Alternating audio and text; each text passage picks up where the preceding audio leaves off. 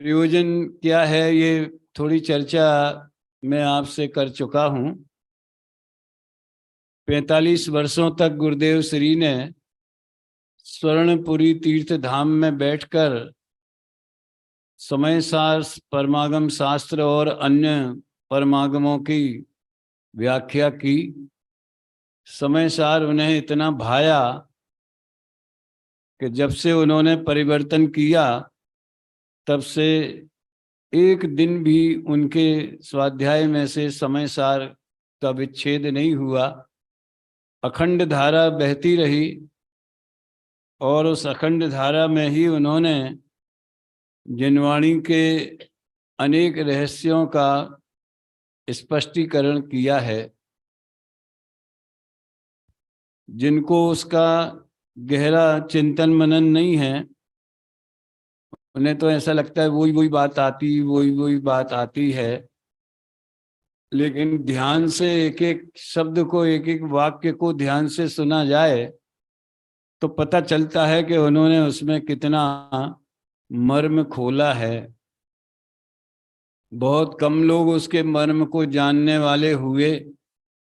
पूज्य गुरुदेव श्री की हाजिरी में पूज्य बहन श्री बहन थे।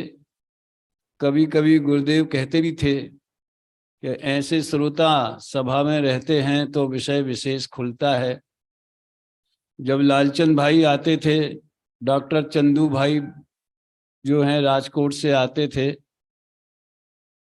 इसी तरह से आदरणीय बाबूजी जब वहाँ उपस्थित रहते थे तब उसका कुछ ही रंग ही निराला होता था। बाबूजी का लेख भी गुरुदेव श्री ने पढ़ा था। अभी 3-4 दिन पहले ही शायद बाबूजी का जन्म दिवस जब आया था तो हम लोगों ने समय सार परिचर्चा में, जो हमारी 6:15 बजे जूम पर चलती है, उसमें उनके बारे में काफ़ी उद्गार व्यक्त किए थे, भावनाएं भी व्यक्त की थी कि उनके चर्चा को, प्रवचनों को प्रकाशन का कोई उपक्रम होवे। कुछ काम हो भी रहा है। खैर, जो भी हो, कहने का आशय ये है, गुरुदेव श्री के तत्व ज्ञान को बहुत गहराई से पी करके और अत्यंत स्पष्टता से उसे परोसने का काम बाबूजी ने किया है। कुछ दिनों से जो उनके एक सूक्ष्म तत्व चर्चा जो 25 वर्ष पहले बॉम्बे में नीलांबर में हुई थी, जिसके 22 एपिसोड हैं, मैं लगातार वो सुन रहा हूँ। अभी तक 19 सुन चुका हूँ। तो इतनी महिमा आती है कि हम भी धन्य हो गए कि बाबूजी के मुख से इतना स्पष्टीकरण गुरुदेव श्री के द्वारा प्रतिपादित बिंदुओं का, जिसमें विशेषकर निश्चय व्यवहार, स्वपर प्रकाशक, ज्ञान गे संबंध, दृष्टि का विषय, ऐसे अनेक जो प्रयोजन भूत विषय हैं, आत्महित के लिए जिन्हें जानना बहुत जरूरी है, उनका स्पष्टीकरण उसमें आया है। अब हम लोग भी अभी जो घटनाएं अपने यहाँ घटी, हमारे 2 युवा साथी चले गए, हमारे सरपरस्त भी चले गए, तो हमारे सब लोगों की अंदर में ये भावनाओं का ज्वार उठता है कि जो जिम्मेदारी नैतिक रूप से हमारे अंदर आ पड़ी है, उसे अब हम कैसे निभाएंगे।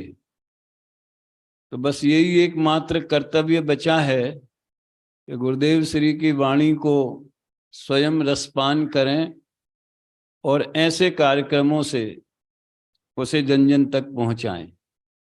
हम कुछ सैंपल इसमें देखेंगे। अभी गुरुदेव श्री ने 14वीं गाथा के पहले 10वां कलश आया है, उसकी चर्चा की है। इसके पहले कल ही मैंने उनका 9वें कलश का प्रवचन सुना था, जिसमें बहुत मार्मिक बात आई। देखो, मार्मिक का मतलब है कि कुछ ऐसी सूक्ष्म बातें आ जाती हैं जिन पर ध्यान नहीं जाता है प्रायः। जैसे 9वें कलश में उनने कहा 13वीं गाथा के प्रवचन में कि प्रमाण नय और निक्षेप से वस्तु का यथार्थ निर्णय करना, द्रव्य गुण पर्याय का यथार्थ निर्णय करना, बोले ये तो मिथ्या दृष्टि का व्यवहार है। अब आप ये शब्द सुने कभी अपन ने कि मिथ्या दृष्टि को तो व्यवहार होता ही नहीं है, तो ये मिथ्या दृष्टि का व्यवहार कहाँ से आ गया? ये गुरुदेव ने कई बार, जो मैंने कल का प्रवचन सुना था 62 नंबर का था और वो 15वीं बार की सीरीज का था, वो जो देवलाली में चलता है दैनिक, इसलिए मैं उससे लिंक बनाए रखता हूँ। तो बोले कि सच्चा जो वस्तु स्वरूप जिनेंद्र देव ने बताया है वैसा निर्णय करना, ये मिथ्या की मंदता की भूमिका में होने वाला व्यवहार है। अब अपन ने तो सिद्धांत पढ़ा है कि अज्ञानी को नय होता ही नहीं है, तो कहाँ से हो गया उसको? तो इसका टोडरमल जी ने थोड़ा 9वें अधिकार में इशारा किया है कि रूढ़िवश कहो या भूत नैगम से कहो, जैसा निर्णय ज्ञानी का होता है अनुभूति सहित, वैसा ही निर्णय सम्यक्त सन्मुख मिथ्या दृष्टि का बिना अनुभूति के होता है। अभी अनुभूति होना बाकी है, हुई नहीं है, लेकिन वैसा निर्णय हुए बिना वो आगे नहीं बढ़ सकता। ये मिथ्यात्व के मंदता की भूमिका है। लेकिन जिसकी इससे विपरीत मान्यताएं हैं, 7 तत्व संबंधी भूल जो अपन 6 ढाला में, मोक्षमा प्रकाशक में, सब ग्रंथों में पढ़ते हैं, तो इसकी जो विपरीत मान्यताएं हैं, मैं शरीर आदि की क्रिया का करता हूँ, ये शुभ भाव से धर्म होता है, इत्यादि इत्यादि, वो तो मिथ्या दृष्टि का व्यवहार भी नहीं है, वो तो मिथ्यात्व ही है, प्योर शुद्ध मिथ्यात्व है वास्तव में वो। लेकिन वो सचमुच में यथार्थ तत्व निर्णय करे तो ये व्यवहार पहले आता है। खैर, इसी तरह से आज जो 10वें कलश का व्याख्यान प्रारंभ हुआ, शुद्ध नए आत्म स्वभाव को प्रकट करता हुआ उदय हुआ है। क्या कहते हैं?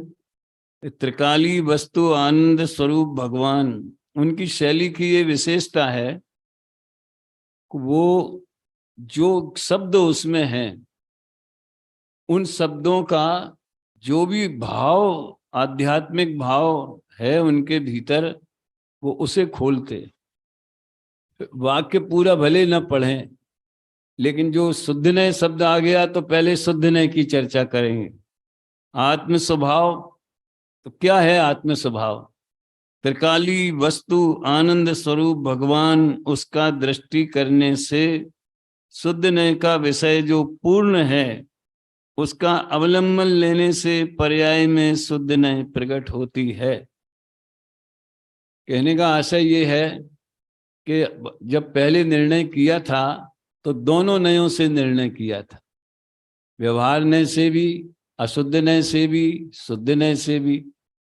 व्यवहार नय से जो निर्णय किया आगम शैली में, तो गुण स्थान वाला है आत्मा, मार्गणा स्थान वाला है इत्यादि, शरीर के और कर्मों के भेद प्रभेद से बात आई थी। और अशुद्ध नय से जब निर्णय किया तो मोह राग द्वेष वाला है, ऐसा निर्णय किया। लेकिन इसको तो सारी दुनिया जानती है, सारी दुनिया मतलब जो जैन शास्त्र पढ़ते हैं, अपनी दुनिया तो वही है, उसके बाहर क्यों अपन अपनी दुनिया खोजें तो जो जैन शास्त्र पढ़ते हैं वो सब जानते हैं कि गुण स्थान वाला है, मार्गना स्थान वाला है, मोह राग देश वाला है। लेकिन ऐसा होने पर भी इन सब से अछूता, 9 तत्व के भेदों में भी उन भेदों से निराला जो अनादि निधन ध्रुव चैतन्य स्वभाव है, उसकी ओर हमारा ध्यान नहीं जाता। कदाचित अगर वो बात सुनने मिले पुण्य योग से, तो भी मोह की तीव्रता में हम उसे उड़ा देते। ये तो निश्चय की बात है, ये तो सुधने की बात है, ये तो ज्ञानियों की बात है।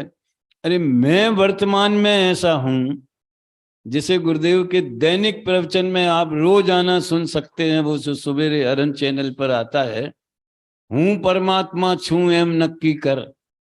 तो अपना जो ज्ञायक भाव, जो त्रिकाली स्वभाव है, वो भी तो वर्तमान में विद्यमान है, तो उसे क्यों न मुख्य किया जाए। उसका संदेश इस कलश में है। देखो, जैसा उसका ध्रुव स्वरूप है, अतीन्द्रिय आनंद गुण का पिंड रूप प्रभु सूक्ष्म विषय है, इस तरह से। फिर इसमें एक पंक्ति बाद में आई, मैं तो एक एक जो भी मार्मिक पंक्तियां हैं, देखो, असंख्य प्रदेश अंदर हैं, उसमें भी पर्याय ऊपर है। जो पर्याय को प्रदेश दीठ जो पर्याय ऊपर है असंख्य प्रदेशों में अंदर अखंड रूप से ध्रुव वस्तु पड़ी है, और पर्याय ऊपर है, माने क्या है तो उन्हीं प्रदेशों में, लेकिन वो ध्रुव स्वभाव के भीतर प्रवेश नहीं करती।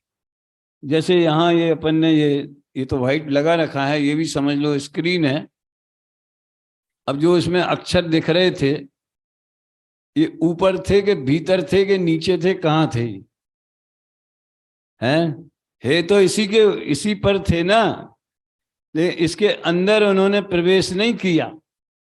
जिन प्रदेशों में, जिन स्थान पर ये सफेद दीवार है, उन्हीं स्थानों पर, उसी स्थान पर वो अक्षर होने पर भी वो उसके अंदर प्रवेश नहीं करते।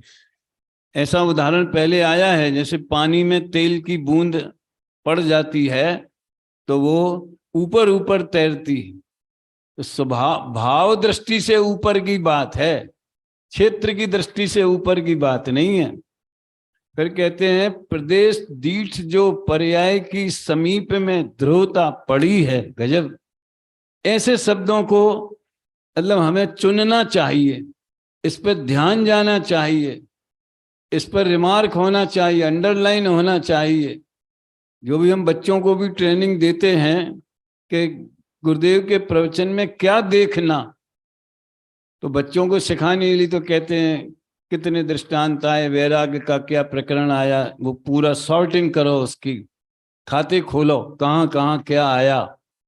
उसमें ये बात मुख्य रहती है कि पर्याय की समीप में ध्रुवता पड़ी है। अब समीप माने 1 मिलीमीटर दूर है कि 1 इंच दूर है, क्या है समीप का क्या अर्थ है? खरेखर तो जैसे सोना अंगूठी में है कि अंगूठी के समीप है। जब हमें अंगूठी से भिन्न बताना होता है तो समीप कहते, और जब हमें वो स्वर्ण की ही पर्याय है, स्वर्ण ही अंगूठी रूप परिणमित हुआ है, तो उस पर्याय में ही सोना विद्यमान। नौ तत्व गतत्वेपि यद एकत्वम न मुंचति। 9 तत्व रूप गमन करता हुआ भी जो अपने एक स्वभाव को नहीं छोड़ता। तो ऐसी अद्भुत बातें उसमें आती हैं। और उस देखिए, और आगे इसके बाद कहते हैं पर्याय दृष्टि का अवलंबन छोड़कर त्रिकाली पर्याय की समीप में ध्रुव अनादि अनंत नित्यानंद प्रभु पड़ा है। समीप कहने का यही आशय। अभी जो मैंने बाबूजी की चर्चाएं सुनी, तो उसमें राग भी आत्मा का है। अगर आत्मा राग रूप नहीं परिणमे तो बोलते उसको कोई दूसरा ले जाएगा, फिर वो सुख दुख हमारे हाथ में नहीं रहे, फिर दूर करना भी हमारे हाथ में नहीं रहा। इसलिए जब पर की तरफ से बात की जाए तो वो तो मेरा ही है, मेरा नहीं माने तो हम उसे दूर करने का क्यों पुरुषार्थ करें? असंभव हो जाएगा। और मेरा ही मान लेवे वो अपना स्वभाव ही मान लेवे, तो उसे दूर करने का पुरुषार्थ करने की बात ही नहीं रही। ब्लड में जो कैंसर है या ब्लड में जो शुगर है, तो यद्यपि वो ब्लड में है तो भी उसे दूर की जा सकती। लेकिन ब्लड को ही दूर करने लगे तो कैसा होगा? और शुगर और ब्लड दोनों को एक ही स्वरूप मान ले हुए हैं तो हम उसे बीमारी ही नहीं जानेंगे। ये बड़ा संतुलित विवेचन है, कई जगह ये बात आती है। तो पर्याय की समीप में ध्रुव अनादि अनंत नित्यानंद प्रभु पड़ा है, त्या अगल पर्याय को ले जाना। हा सूक्ष्म विषय है भाई। तो जो शुद्धने प्रकट होती है, ये विषय जो आनंद कंद प्रभु है वो पर्याय में प्रकट होता है। अब देखो, आत्मा प्रत्यक्ष है कि अप्रत्यक्ष है? आत्मा माने मैं, ये बात ध्यान में रखना। आत्मा शब्द का अर्थ अपने स्वयं के लिए ही होता है। अंग्रेजी में जो कैपिटल आई का जो मतलब होता है, संस्कृत में वो ही अर्थ आत्मा का होता है। और इसका सबसे बढ़िया प्रमाण जो है कि अजीव भी अपने परिणामों से उत्पन्न होता हुआ अजीव ही है, जीव नहीं। ये पंक्ति 308 से 311 गाथा में आती है और उसमें अजीवोपि तावत क्रम नियमित आत्म परिणामयी उत्पद्य मानो। आत्म परिणाम, आत्म माने स्वयं। इसलिए जब हम ये कहते हैं कि हमें आत्मा को जानना है, आत्मा को जानो, बच्चों को सिखा देते हैं हूँ छू आत्मा परमात्मा, तो वो तो इसका मतलब क्या हुआ? हूँ गुजराती में बोला, आत्मा संस्कृत में बोल दिया। हूँ छू मैं हूं, तो मैं कैसा हूं ये तो इसमें नहीं आया ना। इसलिए अपने को जानो, आत्मा को जानो, अपने को पहचानो। ये सर्वनाम शब्दों में, सर्वनाम प्रोनाउन, इनमें वो बात क्लियर नहीं होती। तो मैं तो जानता हूं मैं कौन हूं, मैं पंडित अभय कुमार हूं, मैं समझ लो पुरुष हूं, मैं फलानी जाति का हूं। तो हम तो जानते हैं अपने को, सारी दुनिया अपने को जानती है, ये अपने को मिथ्या जानती, अपना स्वरूप नहीं जानती। तो आत्मा को जानने का अर्थ है ये शुद्धने का विषय जो आत्म स्वभावम परभाव भिन्नम आपूर्ण माद्यंत विमुक्त मेकम, जो परभावों से भिन्न। अब इसमें वो पॉजिटिव वर्ड इसमें लुप्त है, चैतन्य स्वरूप। अब देखिए पहले कलश में ही उन्होंने इसकी घोषणा कर दी, चित स्वभाव आए। समय माने तो आत्मा भी होता है, समय माने तो 6 द्रव्य भी होते। मैं भी समय हूं, लेकिन मैं कैसा समय हूं? एक साथ जानने वाला और परिणमन करने वाला। परिणमन तो सभी द्रव्य करते, लेकिन मेरे में परिणमन के अलावा मेरे परिणमन में कौन सी लहर उछलती? ज्ञान की प्रतिपल उठे तरंग, झांकता उसमें आत्म राम। तो मेरे में चेतना की लहर उठती है, चैतन्य स्वभाव उछलता है। अपनी पहचान चेतना से होना, इसका नाम है आत्मा को जानना। और चेतना माने ज्ञान, साकार उपयोग। वैसे दर्शन भी होता है, यहां उसका उतना प्रयोजन नहीं है। देखिए एक पंक्ति, दरेक प्रदेश में पर्याय भी है और ध्रुव भी है। कितनी आसानी से इतनी बड़ी बात कह दी। असंख्यात प्रदेश, देह प्रमाण जो अपने हैं, देह के आकार वाले, उनमें हर प्रदेश प्रदेश में परिणमन भी हो रहा है, और जो परिणमन कर रहा है वो अनादि अनंत ध्रुव वस्तु भी वहीं विद्यमान, उसी समय विद्यमान है। द्रव्य वही है, क्षेत्र वही है, काल वही है, भाव का अंतर है। भाव में तो बार बार ये पर्दे का उदाहरण मुझे बहुत अच्छा लगता है कि आत्मा की जो चेतना स्वरूप है और चेतना का अविरल प्रवाह, गंगा के प्रवाह जैसा। कल मैंने वहां जयपुर में पूछा था बच्चों से कि गंगा बहती है तो बताओ गंगा नित्य है कि अनित्य है? हिमालय को तो कह देंगे ध्रुव है, खड़ा है, बड़ा है, लेकिन जबकि हिमालय भी पिघलता है, और हिमालय के पिघल पिघल करके ही गंगा पानी बन के गंगा में बहता है, तो गंगा का प्रवाह नित्य है कि अनित्य है? बड़ी जोरदार बात है। वो प्रवाह कभी बंद नहीं होता। और भाई साहब, मैंने ये भी कहा था कि ये वाली गंगा का उदाहरण क्यों ले रहे हैं अपन, ये तो मैली भी हो जाती, गंदी भी हो जाती, सूख भी जाती है। समझ में आया ना? अपन तो वो लेवे ना 14 महानदियों में जो पहली है गंगा, सिंधु, रोहित, रोहितास्या वाली। तो वे नदियों का प्रवाह निरंतर है, इसलिए प्रवाह में भी नित्यता है। लेकिन जो पानी कानपुर में है, समझ लो हरिद्वार में है, वो इलाहाबाद में नहीं जाएगा, वो कानपुर में नहीं जाएगा, वो आगे जाता रहेगा, एक जगह टिकेगा नहीं है, इसलिए वो अनित्य भी है। अब ऐसे सुनो भैया, बड़ी मजेदार बात है ये, इसका अर्थ चलता है प्रदेश में पर्याय भी है और ध्रुव भी है। तो ध्रुव के तो दो दृष्टियों से देखो, एक अपने स्वभाव में, चैतन्य स्वभाव में, चैतन्य शक्ति में, अनंत शक्ति में सदा विद्यमान रहने वाली चेतना शक्ति, उसे अभी अपन ने परिणमन नहीं देखा, उसमें उत्पाद व्यय नहीं देखा, उसमें कठिन पड़े तो बता देना भाई। मुझे विश्वास है कि ऐसे कठिन समय में भी इतनी दूर दूर से जो श्रोता आए हैं, आपने वर्षों से बाबूजी को भी सुना है, गुरुदेव के प्रवचन भी यदा कदा तो सुनते ही होंगे काफी लोग, इसलिए कठिन नहीं पढ़ना चाहिए। फिर भी कदाचित पढ़े तो आप हाथ ऊंचा कर देना कि भाई ये क्या बोले आप, इसका मतलब हमें समझ में नहीं आया। क्योंकि ये कोई फॉर्मेलिटी कम से कम होना चाहिए। उधर श्रोता कम है तो हमें तो कम नहीं लगते, हमारी देवलाली से तो 4 गुने हैं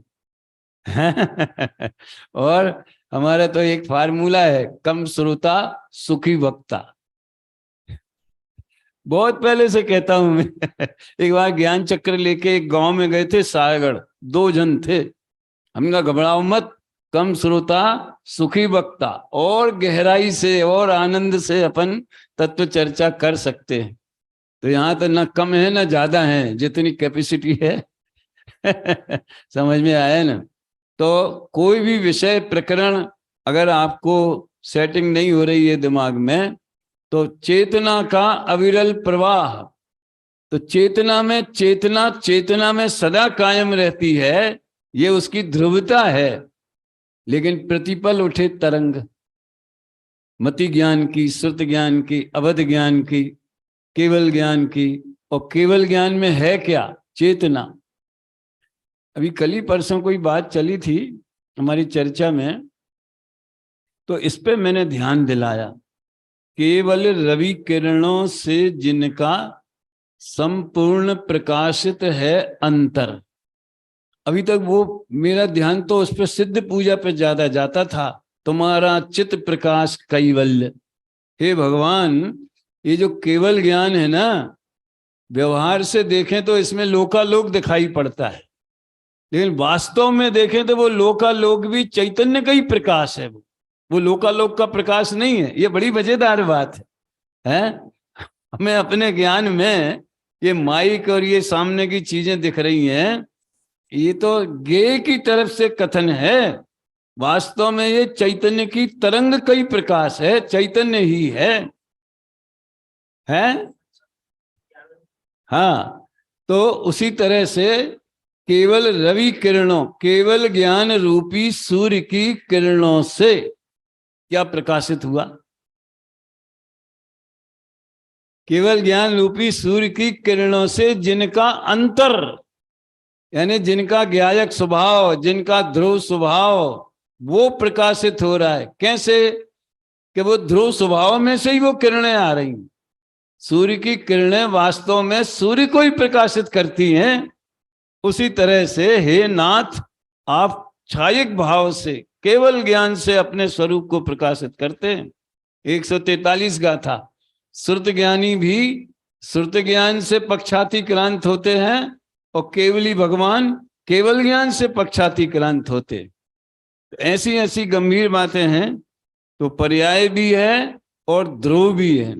तो चेतना की जो मति ज्ञान, श्रुत ज्ञान की तरंगे हैं, अपने को मति श्रुत ज्ञान है, तो उसमें चेतना ही उछलती है, ऐसा देखो। और वो चेतना कहाँ से आती है? वो स्वभाव में से प्रकट होती है, तो वह स्वभाव ही उछलता है, ऐसा न्याय है। तो अंतर्मुखी दृष्टि करने से, पर्याय को ध्रुव तरफ झुकाने से, अब क्या बताएं, अब इस देखो, कहने में तो ऐसा करो इतना कहना ही पड़ेगा। व्यवहार की भाषा के बिना उपदेश नहीं हो सकता। क्या? परमार्थ का उपदेश जो करना है वो हमें बताना तो है अकर्ता स्वभाव, लेकिन उसका निर्णय करो, इतना कहना पड़ता है। वो डॉक्टर साहब एक बात बहुत कहते थे कि हमारे जुम्मे ऐसा काम पड़ा है कि हमें सारी दुनिया को ये समझाना पड़ता है कि कोई किसी को नहीं समझा सकता। तो आप काहे को समझा रहे हो? हम कहाँ समझा रहे हैं। जो विकल्प आया वो अपने स्वकाल में सहज प्रकट हुआ। वस्तु स्थिति तो मजाक की बात नहीं है, ये उड़ाने की बात नहीं है। ये तो जिसको अंदर ये बैठ जाए तो समझ लो दृष्टि ज्ञायक पर जाती है तो ही बैठती है, अकेली बातों की बात नहीं है भैया राजेश जी। है विकल्प आया अपने स्वकाल में, वाणी खिरती है अपने स्वकाल में, तो आप कहते हो कि हमें समझा रहे हो। भगवान की वाणी इच्छा के बिना खिरती, वहां तो इच्छा ही नहीं होती। अपन लोगों की वाणी इच्छा सहित खिरती है, इच्छा से नहीं खिरती। क्या बोला? क्या अशोक, अशोक नाम ना है हमारी वाणी इच्छा से नहीं खिरती है, इच्छा के साथ में खिरती। और कभी कभी तो ऐसा हो जाता है कि इच्छा होती है कुछ, बोल जाते हैं कुछ। समझ में आया ना? सारे मोदी चोर हैं, गलती से निकल गया क्या करें अब गलती से निकल गया, भोग रहे हैं उसको। हैं, इच्छा तो नहीं थी बोलने की। उदाहरण तो उदाहरण है भाई, मैं किसी पार्टी का आदमी नहीं हूं, मैं पूरा पक्षाती क्रांत हूँ ज्ञान का गेय मात्र बना लेता हूँ देखो क्या भाषा है। जो शुद्ध वस्तु है ये पर्याय में प्रकाशमान प्रकट होता है। वो 14 ने 15, ये तो जैन शासन है। 14वीं गाथा जो इसके बाद में अपन लेना चाहते हैं, देखो इसमें तो आपको हम कितनी चर्चा हो पाएगी, लेकिन एक सैंपल के तौर पर एक कितनी गहराई है और कितना रस है। अकेली गहराई नहीं, उसमें ध्रुव स्वभाव की दृष्टि का कितना बल है, कितना रस है, ये देखने की बात है। हाँ 15 में तो एमा तो कहेगा उपोदघात 14वां की खैर, जेने अपना द्रव्य स्वभाव जो पर्याय से भिन्न अंदर तलिया तलिया तल में पाताल पड़ा है। अब कहां से लाए ये शब्द, कैसे ये शब्द खोजे होंगे? हैं, दिक्कत ये है कि भाव की गहराई को क्षेत्र की गहराई के उदाहरण से समझाना पड़ता है। ख्याल में आया ना? भाव की गहराई को क्षेत्र की गहराई से। अब समुद्र में गहरे जाओ, जिन खोजा तिन पाइया, वो है ना अयोध्या प्रसाद गोयली का, जिन खोजा तिन पाइया गहरे पानी पेट, मैं बोरन ऐसी रही रही किनारे बैठ। हम तो किनारे बैठ के देखते रहे कि यहीं कुछ उछलता हुआ आ जाए, यहीं कुछ उछलता हुआ आ जाए तो मिल जाएगा। तो ऐसा नहीं होता है। जो अंदर गहराई में गोते खा करके अंदर तल में जाता है और जिसमें सांस रोक करके उतना जाने की और आने की क्षमता हो गए हैं, उसको मिलता है। तो ये क्षेत्र की गहराई की बात है, समुद्र का उदाहरण है। यहां ऐसी कोई दिक्कत नहीं है, सांस आराम से लेते रहो, न लेने का विकल्प करो न रोकने का विकल्प करो। वो तो शरीर की क्रिया है, हो रही है, उस पर ध्यान देने की जरूरत नहीं है। लेकिन उपयोग जो है वो इस ध्रुव स्वभाव को लक्ष्य में लेवे, यानी वो तल में चला गया, पाताल में चला गया। ऊपर ऊपर 9 तत्वों के भेद की लहरें उछलती हैं, पर अंदर में वो पाताल में चला गया। ये दृष्टि अंदर लगाने से आत्म स्वभाव प्रकट होता है। अब इसमें कोई छल ग्रहण करे हमारे वो उनको भी शायद याद किया था, मनीष जी मेरठ वालों को, पता नहीं क्या हुआ। वो एक बात बहुत, अभी वहां आए थे ना कहाँ पे, तो उनने एक विषय बहुत बोला ज्ञानोदय में, चुक्के जे छलम न घे तब्बम, चूके तो छल ग्रहण मत करना। तो श्रोता कहाँ चूक सकते हैं, तो हर अधिकार का उन्होंने उदाहरण ले ले करके, आश्रव अधिकार में, संबर अधिकार में, निर्जला अधिकार में कहाँ चूक सकते हैं। तो यहाँ भी कोई छल ग्रहण करे, आप तो कहते हो पर्याय सहज होती है, अपने स्वकाल में होती है। हम भी अपनी पर्यायों, आज ये अपन पूजा में पढ़ रहे थे ना, उस पर तो ध्यान दिया न प्रभु, परिवर्तन का अभिमान किया, बनकर पर का करता। मुख्यता तो पर के कर्ता की है, लेकिन ध्यान से सोचो कि हमारे परिणामों में भी जिस क्रम से जो हो रहे हैं, क्या हम उसे फेर फार कर सकते हैं क्या? और अगर मान लो कर सकने की, समझ लो हमारे अंदर कॉन्फिडेंस हो तो कर लो, कर लो, प्रकट कर लो, कौन रोकता है? जो भी अपने अनिष्ट भाव भी, क्रोध भी होता है, काम भी होता है, भूमिका के अनुसार विषय कसाय भी होते हैं, परिणामों में तो भूमिका के अमर्यादा में भी चले जाते हैं। समझ में आया ना? तो रोक लो। और अनुभूति का आनंद बहुत गजब का है, जिनवाणी में बहुत महिमा गाई है, तो वो कर लो, प्रैक्टिकल करके देख लो ना बालचंद जी, हैं? तो ऐसा लगता है कि भैया अपन तो बस वो घाट पर बैठे हुए, समझ लो एक दृष्टा ज्ञाता मात्र हैं, और परिणामों का जो प्रवाह सहज चल रहा है, तो हम तो उसे जानने वाले मात्र, ये भी व्यवहार है, उसे जानते। हम तो हमारी चेतना में रहते हैं और चेतना रूप परिणमते हैं। अब जो परिणाम, जैसे कोई आदमी घाट पे बैठा है, एक लकड़ी का टुकड़ा बहता हुआ आया, उसे जान लिया, एक नाव आ गई उसे जान लिया, एक प्लास्टिक की बोतल आ गई उसे जान लिया। समझ में आया है ना? ऐसे उदय भाव आया। तो भाई साहब कह रहे थे 75वीं गाथा सोची है, फिर विचार 6वीं पे आ गया। वो भी वही है, कर्म के परिणाम और नो कर्म के परिणाम, जो आए उसे जान लिया, मैं तो जानने वाला मात्र हूं। तो उसको ऐसा कहना पड़ता है कि दृष्टि अंदर में लगाए, ये मतलब मात्र ज्ञाता दृष्टा रहें, फेर फार का विकल्प नहीं रहे, इसका नाम है दृष्टि अंदर में लगाने से स्वभाव प्रकट होता है। पर्याय में, सम्यक दर्शन ज्ञान में सारी पूर्ण चीज है, उसका ज्ञान होता है, उसकी प्रतीति होती है। ऐसी बहुत बातें हैं, थोड़ी सी चुनी हुई बातों की मैंने चर्चा की है। समय कितना हो गया पता नहीं, फिर भी जितना है उतना ही इनफ है। आज पहला दिन है तो काफी प्रारंभिक कार्यक्रम भी विलंब से होते हैं, कल से अपन व्यवस्थित रूप से शुरू कर पाएंगे। और भी जो कमी रह गई है, तो मान लो इन्वर्टर की कमी हो तो उसको पूरा चार्ज कर ले, ये वो तो व्यवधान नहीं पड़ेगा। और मैं अभी यहीं विराम लेता हूँ, अभी आधा घंटे और गुरुदेव का चलेगा। 20 नंबर का प्रश्न, 20 नंबर का प्रश्न।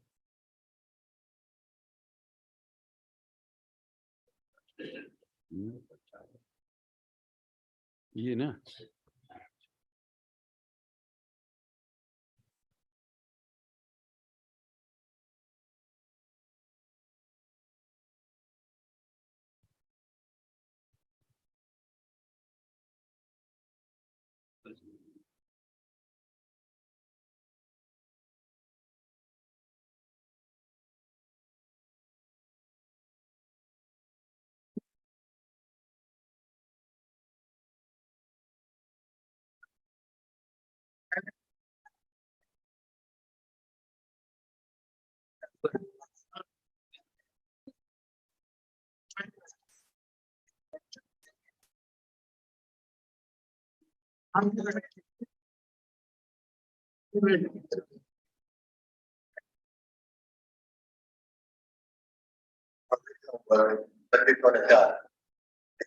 गुरुवार तारीख 29/8/2023 पूज्य श्री गांधी स्वामी समाजच्या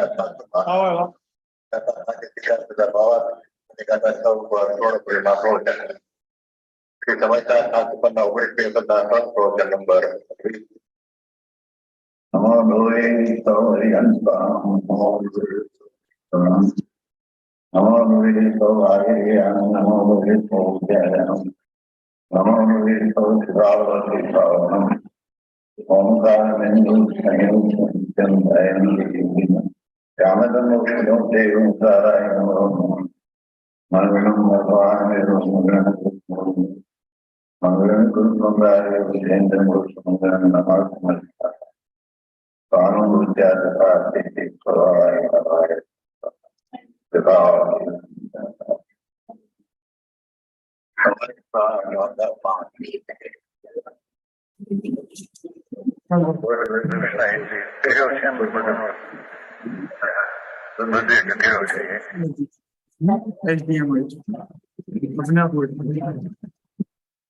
अरे और सामने देखो पहले ये वो ऑटोमेटिक हो जाएगा ये हो गया क्या यार हमारा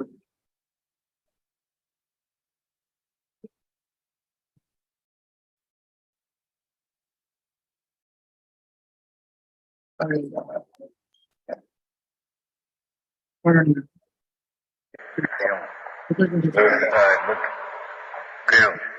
कुछ करने की जरूरत नहीं थी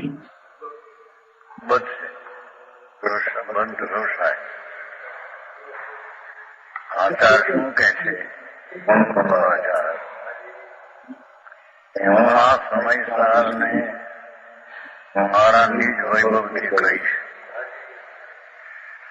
निज वैभव એટલે આત્માના અતિન્દ્રિય આનંદનો પ્રચુર સ્વભાવનું વેદન એ નિજ વૈભવ આત્માનો પ્રચુર સ્વભાવનું વેદન અતિન્દ્રિય આનંદનો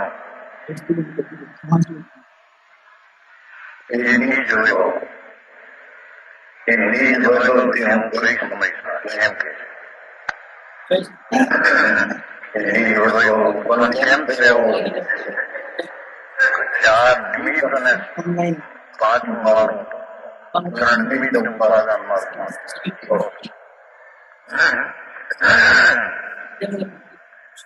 એ તો સર્વજ્ઞાની વાણી પરમાજ્ઞમ એની ઉપાસનાથી મારા નિજ વૈભવનું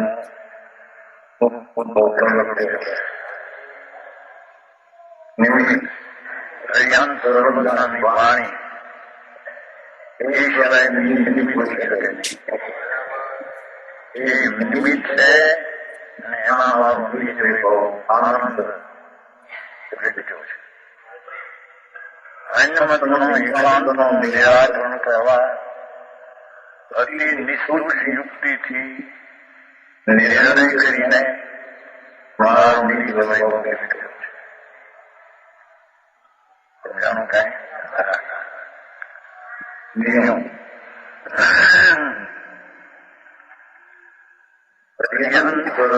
પરમાત્મા નિર્મળ વિજ્ઞાન ઘનમાં નિમગ્ન હતા ત્યારથી અમારા ગુરુ પર્યંત નિર્મળ વિજ્ઞાન ઘનમાં નિમગ્ન હતા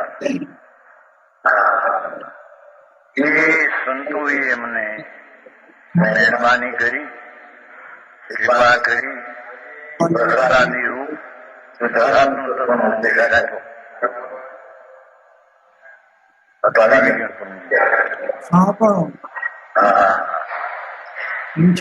એમાંથી અમારો જન્મ નિમિત્ત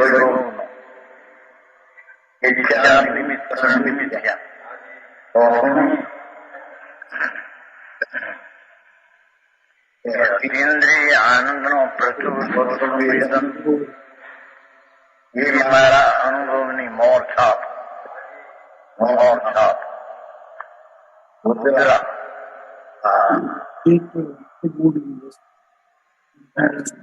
પ્રચુર ઇન્દ્રિય આનંદ નું વેદન છે રાજને ભીન કરી અને પોતાના સ્વરૂપનું સ્વસંવેદન સ્વના પોતાનું પોતાની કરતર અતિન્દ્રિય આનંદની મોર છાપ વાળો અનુભવ છે. એમ અમારો વૈભવ આમ પ્રત્યો છે. એનાથી હું આ મારા વૈભવ નહીં, અનુભવી નહીં, આ સમય સાથ કહીશ એમ કહ્યું. અહીં સુધી એમ છે. સમસ્ત વૈભવથી દર્શાવું છું ત્યાં સુધી એમ છે.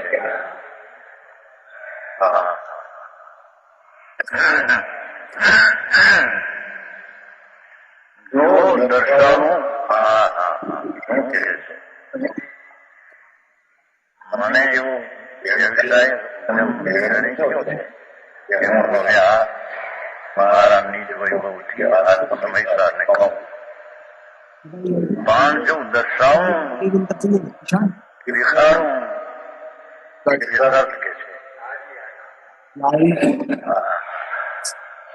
છે દર્શાવું તો સમય નહીં.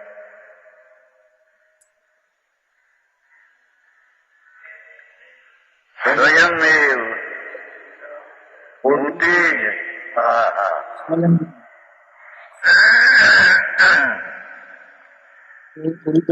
પોતાના અનુભવ પ્રત્યક્ષની પરીક્ષા કરી પ્રમાણ કરવો. કેટલા શબ્દો આત્માને રાગથી ભિન્ન અને સ્વભાવથી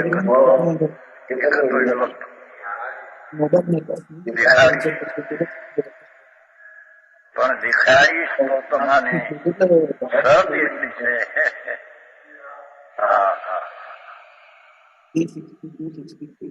ઘરને પોતે દર્શાવું તો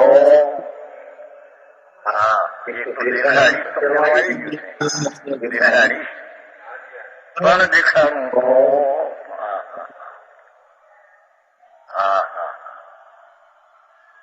સ્વયં તારા પોતાથી પોતે સ્વયં એટલે પોતે સ્વયં તારા પોતાથી આત્માથી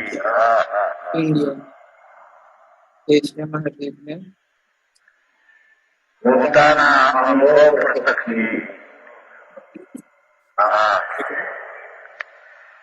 તારો આત્મા અને કહીએ છે કે રાગથી ભિન્ન છે અને સ્વરૂપથી એકત્વ છે. એનું તારા પોતાના અનુભવના અંતર્મુખ કરીને અનુભવની પરીક્ષાના પ્રત્યક્ષ અનુભવ આવી વાત છે. જાતે તું અનુભવ પોતે આત્મા અતિન્દ્રિય જ્ઞાન ને આનંદ સ્વરૂપ છે. એનો જાતે પોતે જ અનુભવ કરી પ્રત્યક્ષ પરીક્ષા કરી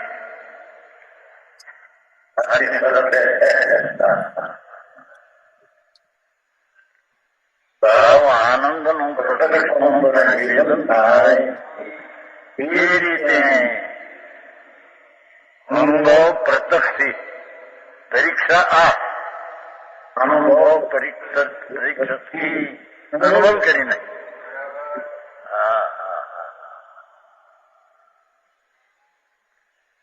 આવી વાત છે. હવે કે રાગ હો પણ રાગથી ભિન્ન અને સ્વભાવથી અભિન્ન એકત્વ વિભક્ત એ શબ્દ છે ને એકદમ વિગતમ દર્શયમાં તેનું પદ્ધતિ છે. વિગતો વિભક્તમ એ દેખાડી રાગ આદિ મને શું રાગથી વિભક્ત ભિન્ન અને અંતર સ્વરૂપ ચૈતન મૂર્તિ એનો જે ચૈતન ચમત્કાર તેને આનંદ ભાવ એનાથી તે એકત્વ છે. તેને હું દેખાડું અને દેખાડીશો તારા પોતાના અનુભવ પ્રત્યક્ષથી કેટલા સ્વરાવ્યા છે એ તો સ્વયંદેવ પોતાના અનુભવ પ્રત્યક્ષથી પરીક્ષા કરીને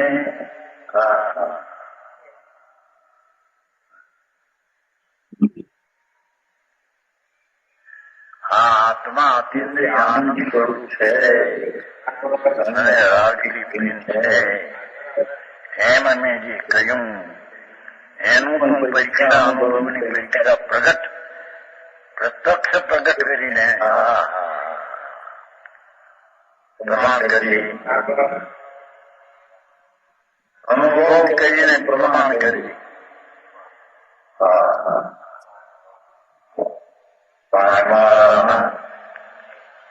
પોતાને આમ કે છે પોતે પંચમહારાના સાધુ છે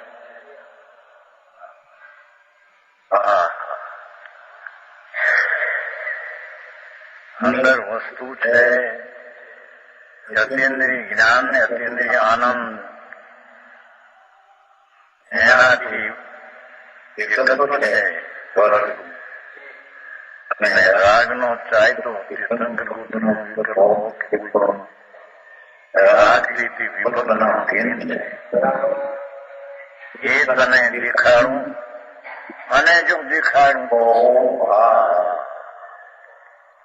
પોતે જાતે સ્વયંમેવ અનુભવથી અનુભવના પ્રત્યક્ષ પરીક્ષા કરીને પ્રમાણ કરી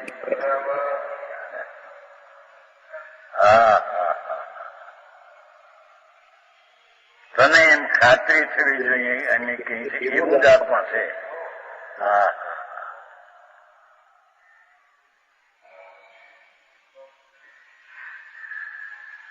અમે કહીએ છીએ અને કીધું એવું તને અનુભવમાં આવે કે જેમ એમને કહ્યું એવું જ આપવું છે એમ અનુભવમાંથી પ્રમાણ કરજે એનો અર્થ એટલું એમને કહ્યું મેં સાંભળ્યું હવે સાંભળવાનું લગ છોડી દઈને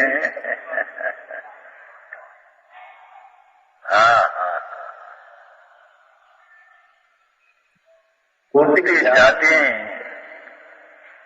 સ્વયંમેવ અને પોતાના અનુભવ પ્રત્યક્ષથી પરીક્ષા કરીને પ્રમાણ કરીએ આટલી સત્ય મૂકી છે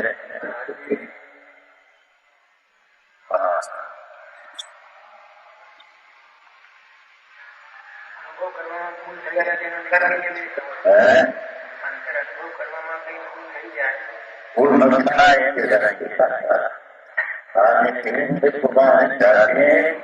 જાતે પોતાની સમાનથી સહેલો અને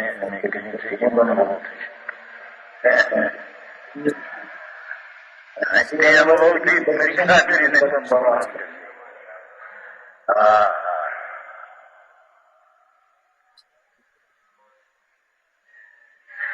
એની વાત છે ભાઈ અહીંથી શરૂ થાય છે હવે કહેવાનું છઠ્ઠી ગયા બહુ કરી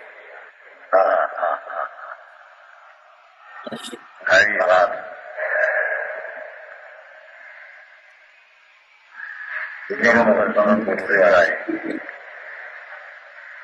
ક્યાંય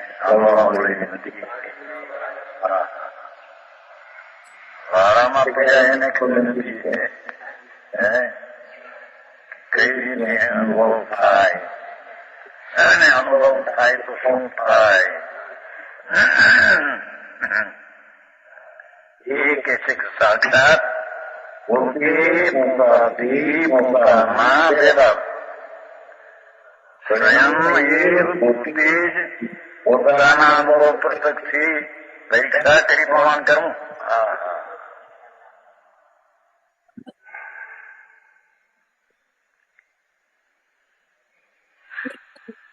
શાસ્ત્રમાં રહેલો હોય એને પણ કે છે કે અમે કહીએ તેને આ રીતે અનુભવથી પ્રમાણ કરીએ ભલે એને રાગ હોય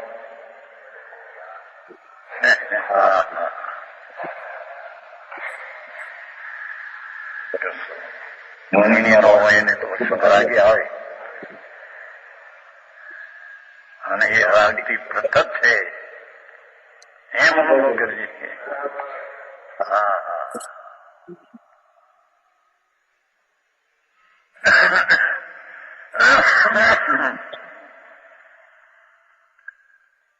દોષ ક્યાંય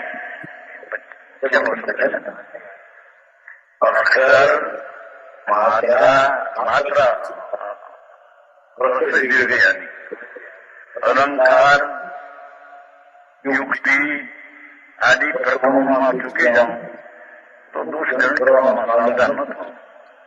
સાવધાન ન થવું, દોષ તને ખ્યાલમાં આવી જાય કદાચ, પણ એમાં સાવધાન ન થવું. અને જાણવાનો ખ્યાલ હોય તો આવી જાય ખ્યાલ કે આ ઠેકાણી પૂજામાં અક્ષરોની માત્રાની યુક્તિની અલંકારની તો સાવધાન ન થવું. ખ્યાલમાં તો ના આવે પણ અમારે કેવું છે એ વસ્તુ અનુભવ છે. રાગથી ભિન્ન અનુભવ કરવો છે, એમાં ફેર નથી.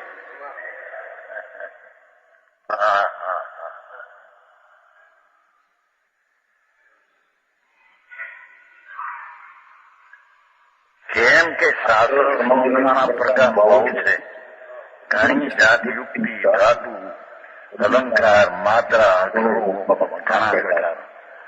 માટેની સ્વસંવેદન અર્થ પ્રધાન છે. આ તો સ્વના પોતામાં આનંદનું વેદન એવો બે પદાર્થ વસ્તુ તે મુખ્ય છે.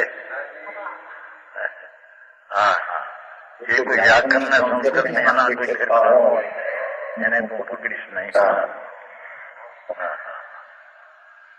તેથી અર્થની પરીક્ષા કરવી. અર્થ એટલે વસ્તુ. આત્મા આનંદ સ્વરૂપનો અનુભવથી પરીક્ષા કરવું એ અર્થની પરીક્ષા.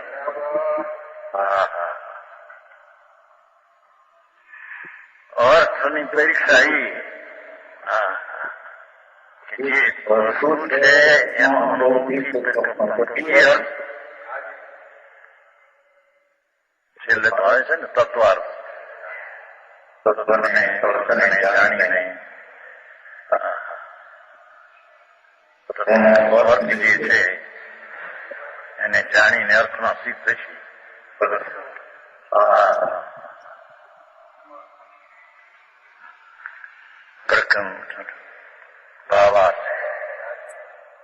આચાર્ય આયમનું સેવન એ પણ આયમ એને કહીએ કે જે ષડયંત્રમાં સર્વના મુખે નીકળેલી વાત. કલ્પિત આયમો જે છે એ નહીં. સર્વજ્ઞ ત્રિરૂપના પરમાત્મા એના મુખે નીકળેલી વાણી મૂર્ખ ઓંકાર ધ્વનિ ધ્વનિ અર્ધગંધર વિચારે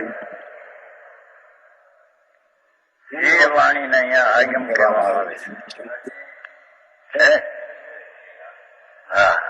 એ આયમનું સેવન. આટલી વાત ખરેખર તો શ્વેતાંબરના આયમ પણ એ આયમ નથી એમ નિશ્ચિત થાય.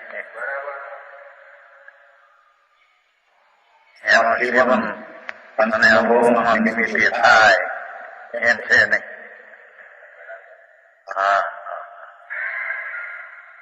આયમ સર્વજ્ઞ કહેલી વાણી એને ગંધરે ગૂંથી હોય એ વાણી આયમ.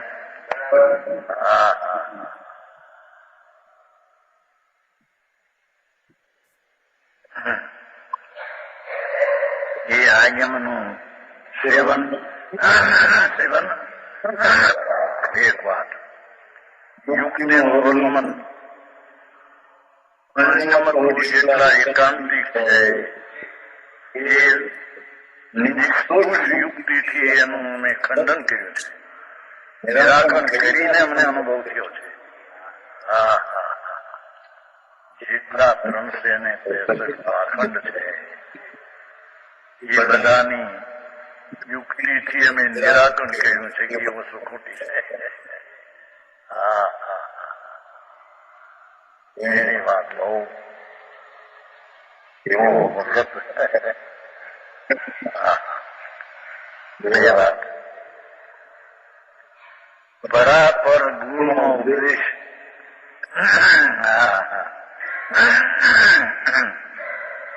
અરિયંતથી માંડીને અમારા ગુરુ એની પરંપરાનો મળેલો ઉપદેશ. અને ચોથું સ્વસંવેદન. આ ત્રણ નિમિત્ત. ચોથું સ્વસંવેદન ઉપાદાન.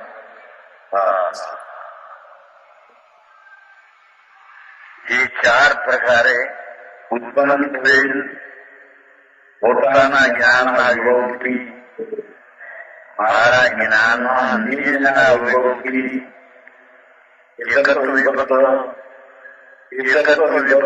છે ને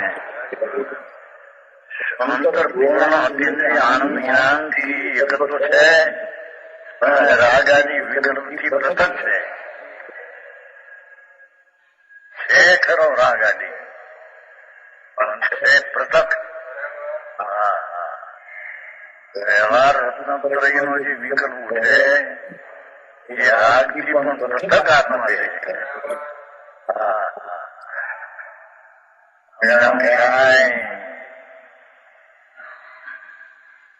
સ્વસંવેદન ચાર પ્રકારે જ્ઞાન એક જ વિભક્ત એવો શુદ્ધાત્મા એનું સ્વરૂપ દેખાડે છે.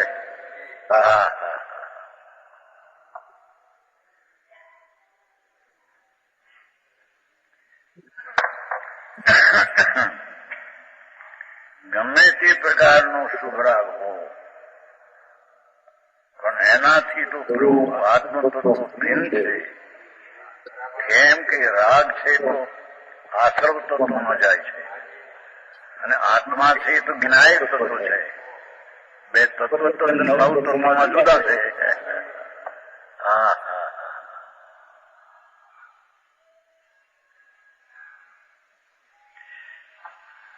એકત્વ વિભક્ત શુદ્ધ આત્માનું સ્વરૂપ દેખાડે છે. અને સાંભળનારા એ શ્રોતાઓ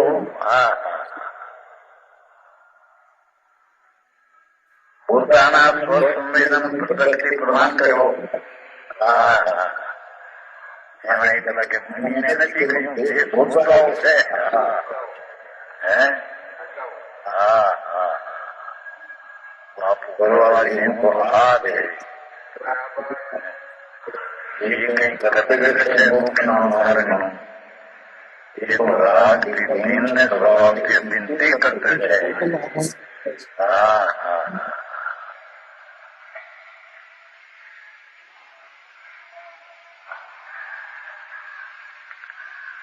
સાંભળનારા એ શ્રોતાઓ પોતાના સ્વસંવેદન પ્રત્યક્ષ પ્રમાણ કરો. પોતાની વિચારના અનુભવમાં પ્રત્યક્ષ કર્યો. સ્વનો અને સંપ્રત્યક્ષ એનો વેદનથી પ્રમાણ કરો. એક અનુભવ કરો.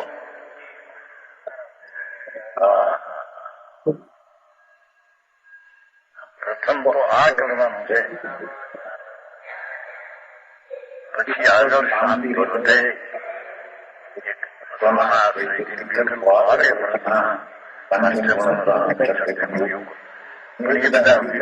આશ્રવ છે. કરવાનું તો આ છે. એ વખતે પણ વિભક્ત પણ છે એ તારે કરવાનું છે. આવે છઠ્ઠે અને પંચમહાવરા 5 ને 12 પણ એ વખતે પણ એનાથી વિભક્ત કરવાનું છે.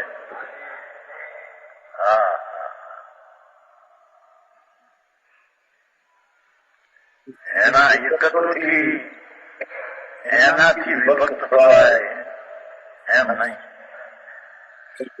શુભ રાગના એકત્વથી એનાથી ભિન્ન પડાય એમ નહીં. એનાથી ભિન્ન પડે તો ભિન્ન પડે.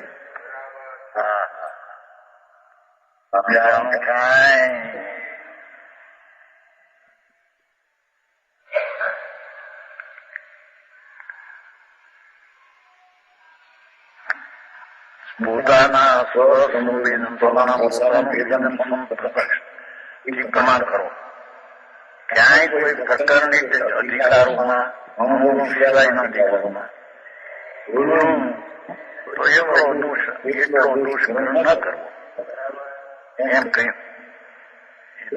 દેશ દોષ પર ખ્યાલ ન રાખવો. અહીં પોતાના અનુભવ પ્રધાન છે. અનુભવની મુખ્યતા છે અહીં તો આ.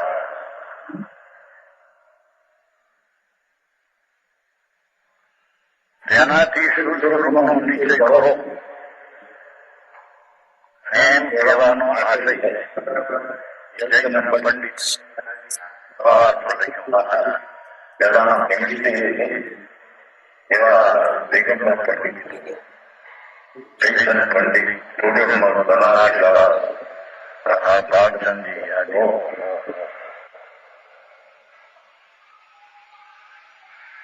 ચૈતન્ય પંડિતા ભાવ કર્યો છે કે આચારને આમ કેવું છે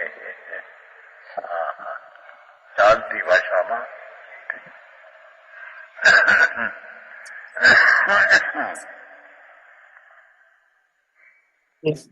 ત્યારે હવે શીશને પ્રશ્ન પૂછે છે. એ પ્રશ્ન પૂછે છે કે એવું શુદ્ધાત્મા કોણ છે? માટે કોણ સૌ શુદ્ધ આત્મા જે એકત્વ છે ને બધી વિભક્ત છે એવો શુદ્ધ આત્મા છે કેવો કે જેનું થોડું જાણવું જોઈએ.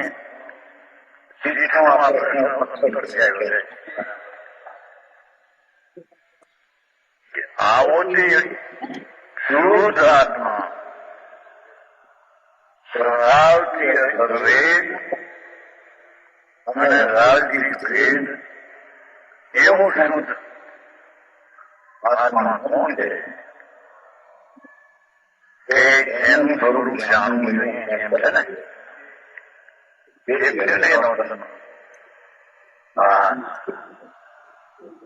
આવી જેને અંદર જિજ્ઞાસાથી પ્રશ્ન પૂછ્યો છે એવા શ્રોતાને ઉત્તર દેવા આવે છે.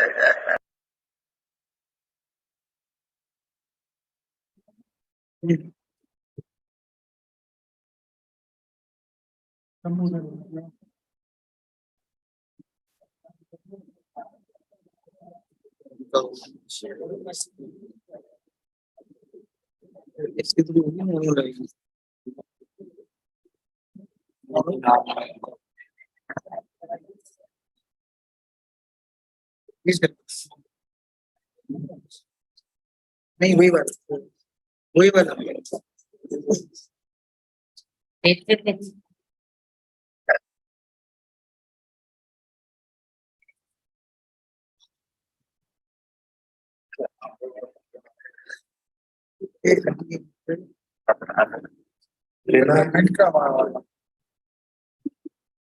अरे आप थके तो नहीं हो ना?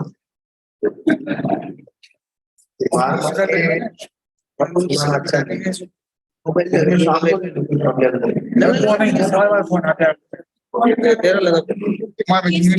हमारे तो कुछ 12 ही करते हैं डिस्चार्ज हो गया.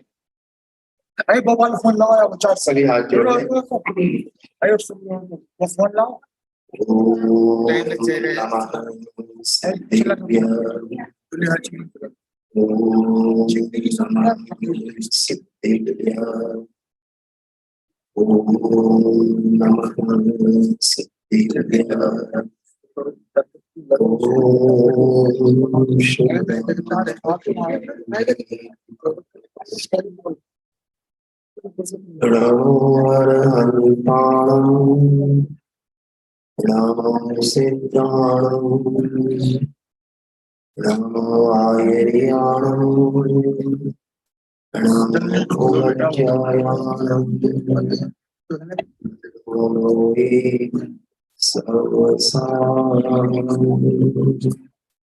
वंदे सर्वसिद्धे चलम पते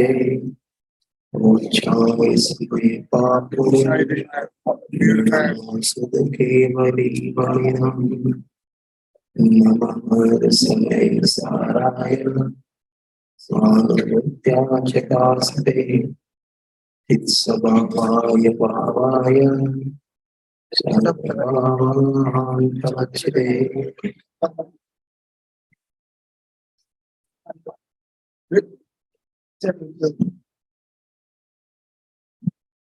गुजराती चाल से हिंदी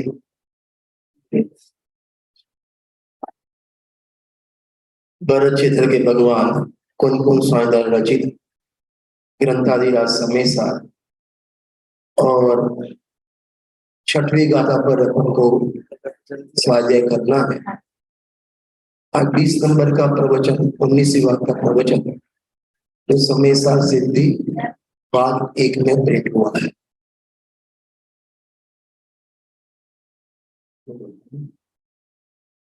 छठवीं गाथा का प्रवचन लेकिन आगे शुरुआत की 29 मिनट 5वीं गाथा पर है। 5वीं गाथा का पावर और उसके बाद 6वीं गाथा का उद्बोधन। इतना ही पहले 19 के प्रवचन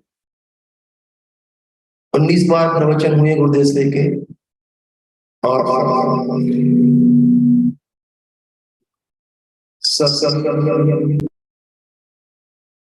के अंत समय में पूरे 45 साल का दोहन तो 19वीं बार के प्रवचन में आया है। 5वीं गाथा माने प्रतिज्ञा की गाथा। जैसे कोई भी पद लेता है, मुख्यमंत्री, सीएम, पीएम, राष्ट्रपति जो भी बनता है, उसके पहले शपथ समारोह होता है ना। आपके होता है राजस्थान में? हाँ। तो जो भी माने पद की सौगंध लेता है, कर्तव्य निष्ठा का शपथ लेता है। आचार्य देव ने भी शपथ ली है कि मैं व्यवसाय करूंगा। गुरुदेव से पहले लिया। आज शुरुआत के प्रवचन में व्यवसाय माने बिजनेस, व्यापार। आपको लगता है मुनिराज को व्यापार होगा? अपना तो व्यापार है, मेरा कपड़े का है। आप तो रिटायर्ड है, आपका भैया है प्लास्टिक का, आपका स्पेयर पार्ट का ज्ञानचंद जी, अरविंद जी आपका भी वही। हाँ, मुनिराज को व्यापार है। और बोलते हैं ज्ञान ध्यान सिवा नहीं दूजा कोई काज है। मुनिराज की भक्ति में क्या बोलते हैं? ज्ञान और ध्यान, उसके बाद सूर्य मुनिराज को कोई काम है नहीं। समस्त परिग्रह का त्याग किया है, आरंभ का त्याग किया है, संभ्रम का त्याग किया है, तो व्यापार क्या? ओरिजिनल व्यापार मुनिराज के पास है। कौन सा? आत्मा का अनुभव करना, वो व्यापार है। वेद ज्ञान करना, वो व्यापार है। और नियम से निश्चय व्यापार तो आत्मा का अनुभव करना। और अनुभव में 7वें गुण से टिक नहीं पाते, तो 6वें गुणस्थान में आए मुनिराज कुंकुम आचार्य देव, अमृतचंद्र आचार्य देव। तो उन्होंने शपथ ली, मैं व्यवसाय करूंगा। काय का? ये जिनवाणी का। और उसमें भी एकत्व विभक्त आत्मा बताने का व्यापार का। काय का व्यापार? एकत्व विभक्त आत्मा। एकत्व क्या होता है, विभक्त क्या होता है? अपना व्यापार तो भ्रम वाला व्यापार है। मैं कपड़े का व्यापार कोई कर ही नहीं सकता, प्लास्टिक का व्यापार कोई कर ही नहीं सकता, स्पेयर पार्ट का व्यापार कोई कर ही नहीं सकता। अज्ञान अवस्था में भी, ज्ञान अवस्था की बात छोड़ो, अज्ञान अवस्था में भी पर का व्यापार कोई भी जीव नहीं कर सकता। अपन युगल साहब की रोज पूजन में बोलते हैं, दिन रात सुबह शुभ भावों में मेरा व्यापार चलाक। अपना व्यापार अज्ञान अवस्था में कौन सा? शुभ अशुभ, शुभ अशुभ। और गुरुदेव की भाषा में बोलो ना, 24 घंटे में से 23 घंटा तो नियम से अपने पाप में जाते हैं। कितने? 23 घंटा। और गिनाते हैं, आधा टाइम सोने में गया, कौन सा भाव? पाप का भाव। फिर 12 घंटे में 10 घंटा बिजनेस का गया, वो भी न्याय से, नीति से करने का भाव, लेकिन व्यापार करने का भाव पाप भाव है, अशुभ भाव है। बराबर। जो अन्याय नीति करते हैं ना, वो तो महाभ्रष्ट है। श्री चक्र विधान टेकचंद जी माने संतलाल कवि जी का आपने कभी किया है? संतलाल कवि जी का बहुत बढ़िया विधान है। वहां विधान कराने वाला जो यजमान, कि मैं आज विधान, भाई मेरी भावना है शिक्षक विधान कराने की, वहां लिखा है कि वो कैसा होना चाहिए। नित्याश्रित धनपति सुधी, शीलादिक गुण खान, जिन पद अम्बुज भ्रमर मन, सो प्रशस्त यजमान।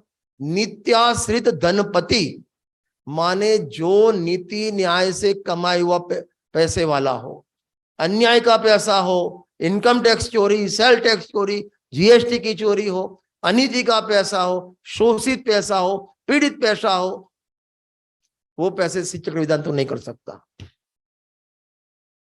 जो अनीति वाला, जैन धर्म वाला हो, अपने को मुमुक्षु कहलावे, तो अन्याय नीति होती ही नहीं है। एक बात तो यहां तो कहते हैं, लेकिन न्याय नीति से कमाने का भाव, वो भी कौन सा भाव? पाप भाव। तो 24 घंटे में से 22 घंटा गए पाप में, एक आध घंटा खाना पीने में, और सबसे ज्यादा अभी तो ये ले जाता है आपका टाइम। मैं कई बार बोलता हूं, हम छोटे थे, स्कूल में पढ़ते थे, तो वो ऐसे लिखने का आता था, उसमें देखा, जो मैं प्रधानमंत्री हो तो क्या करेंगे आप? ऐसा आपने कभी लिखा है ऐसे निबंध? मैं चीफ मिनिस्टर हूं, मैं फलाना हूं, ढिकना हूं। यदि आज की तारीख में मेरे को लेकर मैं प्रधानमंत्री हो जाऊं, पहले दिन ही 1 महीने के लिए इंटरनेट सेवा बंद कर दूं। कई लोग बोलते हैं कि पंडित जी हमको टाइम नहीं मिलता है, स्वाध्याय का टाइम नहीं मिलता। मैं बोलता हूं आप अपने घर में मेरे को 2 दिन के लिए बुला दो, मैं देखता हूं कहां से टाइम नहीं मिलता है। आपका टीवी बंद कर दो, मोबाइल बंद कर दो, टाइम ही टाइम मिलता है। हाँ, तो वो मोबाइल चलाने का भाव कौन सा भाव? पाप भाव। खाने पीने का भाव कौन सा भाव? पाप भाव। और गुरुदेव सिंह कहते हैं, मुश्किल से आधा घंटा मिले, मंदिर जावे, उसमें भी परिणाम का कोई ठिकाना नहीं। मंदिर भी जाता है कैसे? भी पीछे माने कुत्ते पड़े हो ना, दौड़ता जाता है, दौड़ते वापस आता है। शांति से भगवान से भेंट भी नहीं करता, माने शुभ भाव का भी ठिकाना नहीं है। हाँ, बाहर का व्यापार तो कर ही नहीं सकता। ये आप लेडीज रोटी सब्जी दाल बना नहीं सकते हो, बनाने का भाव अज्ञान अवस्था में, वो भी अज्ञान अवस्था में। ज्ञान अवस्था होने के बाद मात्र उसका ज्ञाता रहता है, वो परिणाम पर का करता तो नहीं, परिणाम का करता भी नहीं, मात्र करता। मेरे को 75वीं गाथा लेनी थी, मैंने कल रात में वो बस में सोचा 75वीं गाथा लेंगे। अभी ये बोले 6वीं गाथा में, चलो 6वीं गाथा लेते हैं। 6वीं की इच्छा कम थी, क्योंकि अभी मैंने 2 महीने पहले बांसवाड़ा में ली थी। थोड़ा नया हो तो मेरा भी थोड़ा मन लगे, वही रटाई नहीं लेनी चाहिए। चलो जो भी हो। तो कौन सा व्यापार आपका? बोलो भैया, कौन सा व्यापार? अरे कौन सा व्यापार? प्लास्टिक का। वास्तव में स्वभाव से देखे तो आपका तो व्यापार है जानना। शुद्धात्म है मेरा नाम, मात्र जानना मेरा काम। माने क्या? बिजनेस। आपका बिजनेस तो जानना है, मात्र जानना है। आत्मा ज्ञानम स्वयं ज्ञानम ज्ञानात् अन्यत् करोति किम। ये ज्ञान के अलावा क्या कर सकता है? भ्रम से मानता है। और भ्रम दूर करने का उपाय क्या है? बोलो क्या उपाय? देखो मैं सिंपल आपको दृष्टांत देता हूं। भैया क्या नाम आपका? आशीष। आप सोचो, फ्लाइट में कभी बैठे आप? हाँ, आप फ्लाइट में बैठे हो ऊपर, और 50,000 फुट ऊपर विमान चल रहा है, बराबर, लगभग 800 की स्पीड पर चल रहा है। और वहां 15 मिनट के बाद जो संचालक से बोला कि भाई विमान के पीछे के हिस्से में आग लग गई है, बराबर, अभी और कोई चारा है नहीं, और जो जैकेट, रक्षा जैकेट कम है, शुरुआत के जो वीआईपी उनको देते हैं, बाकी लोगों को अपने जो करना है करवा। ज्ञानजा जी आप क्या करेंगे? आपके हाथ में एक माला थी और जिनेंद्र रचना थी, क्या करोगे बोलो? बचने का क्या उपाय? हाँ, अरे अनुभव की छोड़ो, आत्मा याद नहीं आएगा। बोलना अलग बात, नानी याद आ जाएगी। हाँ, क्या करना बोलो? बचने का उपाय आपके पास है कोई? किसी के पास? बोलो भैया क्या करेंगे आप सुगानी जी? एक माला थी आपके हाथ में, क्या करोगे बोलो? नमोकार मंत्र का जाप करेंगे। लेकिन बचने का उपाय कोई है? उपाय मेरे पास है, मेरे पास है उपाय, बोलो। हाँ, अरे वो अक्षय तत्व तो हवा निकल जाएगी। पीछे आग लगी हो, अबे जी मैंने बोला फ्लाइट में आप जा रहे हो और 15 मिनट बोले कि फ्लाइट में आग लगी है, आपके हाथ माला है, क्या करोगे? मैं अखंड तत्व हूं ऐसा सोचोगे? मेरे पास बचने का उपाय है, बोलो। और आपको माने खरोज भी नहीं आवे, बोलो क्या उपाय? अरे बोलो क्या उपाय? अरे सोचना बंद कर दो यार। नहीं समझे? मैंने क्या बोला भैया को? सोचो आप फ्लाइट में बैठे हो और सोचो आप आग लगी। हुआ कब? सोचने में। सोचना बंद कर दो। आग लगी कहां है? सोचने में लगी थी, सोचना बंद कर दो आप। हाँ, ऐसे भ्रम जनित रोग का उपाय क्या? भ्रम दूर करना। ऐसे मैं पर से विभक्त और अपने से एकत्र होने पर भी पर से अपन अपनापन माना है, वो भ्रम दूर करने का उपाय क्या है? बस वही भ्रम दूर करो। तो बात चली पहले व्यवसाय से।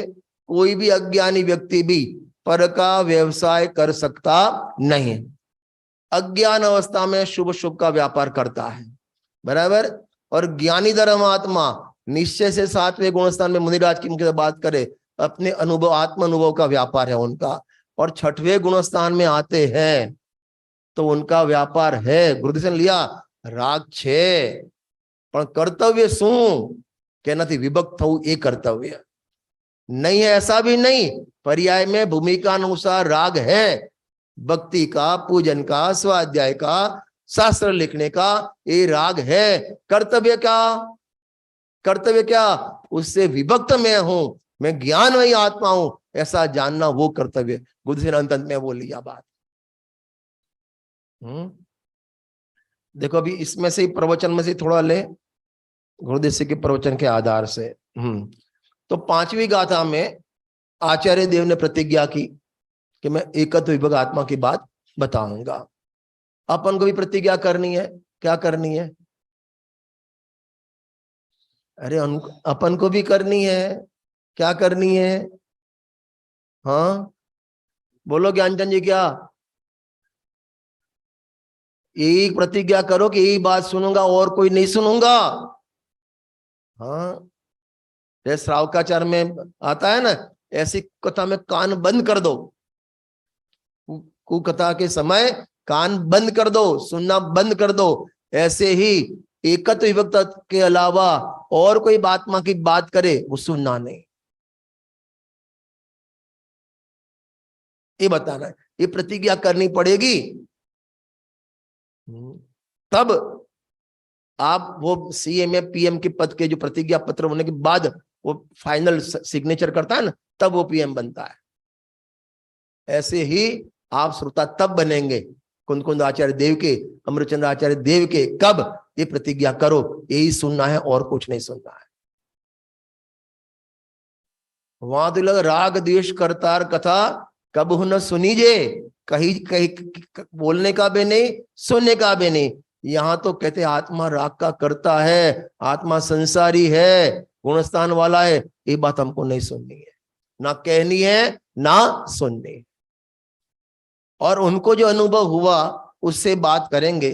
और 4 बात बताई आचार्य देव ने: आगम का सेवन, युक्ति का अवलंबन, परापर गुरु का उपदेश और स्वानुभव। उसमें से गुरुदेव ने 2 भाग किए। कोई बताएगा कौन से 2 भाग किए? 4 चीज बताई, आगम का सेवन, युक्ति का अवलंबन, परापर गुरु का उपदेश और स्वानुभव। 2 बार रिपीट की गुरुदेव से ने, इसके 2 भाग किए। हाँ बोलो, उसको क्या में लेना?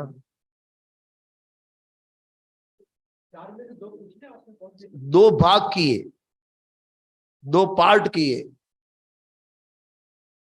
हाँ ना, 3 गए निमित्त में और 1 गया उपादान में। आज गुरुदेव ने 2 बार रिपीट किया ये बात को।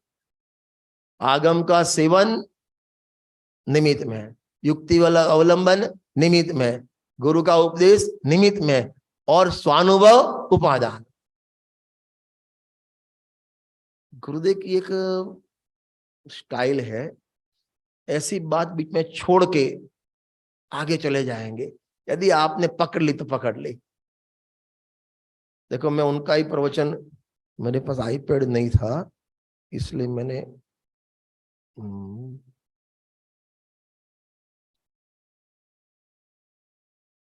देखो, हाँ मिल गया, मेरे गुजराती में है 196 पे। आगम का सेवन, युक्ति का अवलंबन और गुरु का उपदेश, ये 3 तो निमित्त में गए। काय में गए? निमित्त में। और आत्मा का अनुभव जो स्वसंवेदन किया वो काय में आया? उपादान में। और गुरुदेव से एक बात कई बार बोलते हैं, અમારાથી 5 વાસનું વિશેષ સ્પષ્ટીકરણ થયું છે: નિમિત્ત, ઉપાદાન, નિશ્ચય, व्यवहार और क्रमबद्ध पर्याय। 4।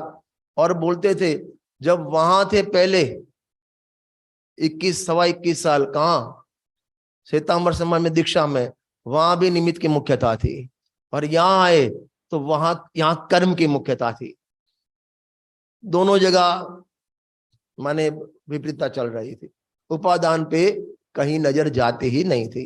देखो दूसरी बात आई निज वैभव। आज निज वैभव, आपका वैभव क्या भैया ज्ञानचंद जी? अरे भाई वहां आओ तो वहां कौन सी कॉलोनी तुम्हारी, आपकी विज्ञान नगर कौन सी? दलवंडी। वहां हो तो वैभव मालूम पड़े ना, यहाँ क्या मैनू पड़े? लाड़ी वाड़ी गाड़ी, हाँ वो वैभव। यहाँ निज वैभव क्या लिया? बोलो क्या लिया निज वैभव? देखो पर का जड़ वैभव की बात की नहीं तो कौन सा वैभव लिया? हाँ शुद्धात्मा मैंने जो त्रिकाल वैभव है उसको नहीं लिया है वैभव में। अनुभव स्वानुभव वो निज वैभव लिया। और गुरुदेव सिंह ने उसको हाईलाइट किया। पर के वैभव की वो तो तेरे है ही नहीं। पर का वैभव जो मानता है वो तो मोह से मानता है, वो तो तेरा है ही नहीं। और 10वें कलश में भी जो गुरुदेव सिंह का प्रोजेक्ट आएगा तो उसमें बताएंगे, मने छोड़ीने जाए ए मारू नहीं, अने मारू होय ए मने छोड़ीने जाए नहीं। ये गुरुदेव का एक ब्रह्म वाक्य है। माने ये सब रुपया पैसा धन दौलत ये तो सब माने अप एंड डाउन वाला है। हम अरे गुरुदेव इतना तक बोलते हैं, पुण्यना उदय थी पैसा मळे एम पण नथी। माने तू कमाता है वैसा तो नहीं, लेकिन पुण्य के उदय से आता है ना, वो भी निमित्त का कथन है। पैसा अपनी उपादान योग्यता से क्षेत्रांतर होता है, उस टाइम कर्म का उदय खाली निमित्त है। निमित्त से पैसा आता है ऐसा भी नहीं। और वो तुम्हारा वैभव क्या काम का? क्या काम का? एक हवा के झोंके में अभी अदानी के शब्द को झोंके लग गए। आपके यहाँ कोटा में लगे किसी को अदानी? हाँ हाँ, वो वैभव क्या काम का? अदानी के अधीन हो। हाँ यहाँ निज वैभव की बात माने त्रिकाली वैभव की बात नहीं की गुरुदेव ने। पर्याय में जो वैभव प्रकट हुआ उसके अनुसार कहेंगे हम। त्रिकाली वैभव के अनुसार पर्याय में वैभव प्रकट हुआ और वो पर्याय के वैभव में डुबो डुबो कर, साई डुबो कर ये जिनवाणी लिखेंगे। ये वैभव की बात की गुरुदेव ने आज। और क्या लिया?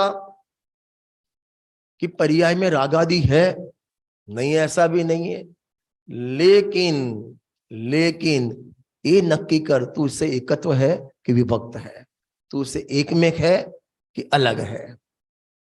अरे बोलो, अलग ही है। गुरुदेव से को तो अच्छी बात बोलते हैं कि रागथी जुदो छूम आवू कहवानो हक कोने। हाँ, जिसकी दृष्टि वितरागी परमात्मा पर हो उस पर। अपन राग से बिन है, राग को देख देख कर बोलते हैं राग से बिन है। सोचना, राग को देख, शरीर को देख देख कर शरीर से बिन है। इसलिए स्वानुभूति दर्शन में एक अच्छा बोल है कि राग में बैठकर राग से भिन्नता नहीं होती, स्वभाव में बैठकर राग से भिन्नता भाषित होती है।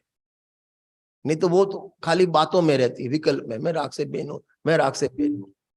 और अपन मेजोरिटी मुमुक्षु थोड़ा बहुत चिंतन या थोड़ा बहुत स्वाध्याय में संतुष्ट हो जाते हैं। सब अपनी अपनी देखना, संतुष्ट हो जाते हैं। बहुत सारू हमारे कोटा में तो 2 टाइम प्रवचन चलता है, ये चलता है, सीडी कैसेट चलती है, संतुष्ट हो जाता है और उसको सहानुभूति भी मिल जाती है। ये सहानुभूति ऐसा जहर है ना। क्या सहानुभूति?